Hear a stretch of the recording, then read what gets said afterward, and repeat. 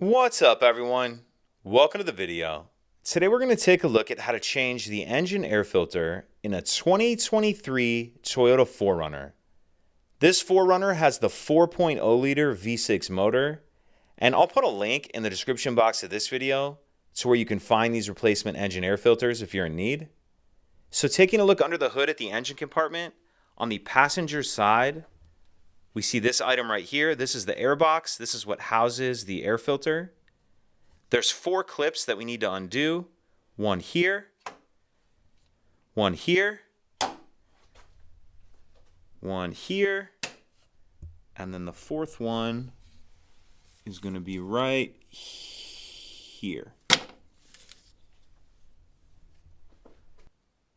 After we have those 4 clips undone, then we can pick up on the top part of this air box like this and reach in here and pull the air filter out.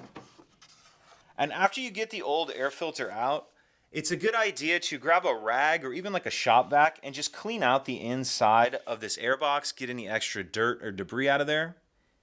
Once you have the air box as clean as you can, we'll then grab our new air filter, and it'll be installed in this orientation with the rubber gasket piece on top like this.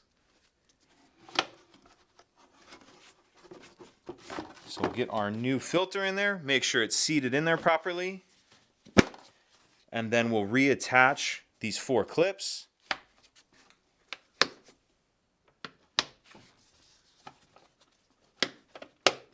And that's it. If you have any questions, please let me know. If you could take a second to like and subscribe, it helps us out, and I'd appreciate it. Thank you.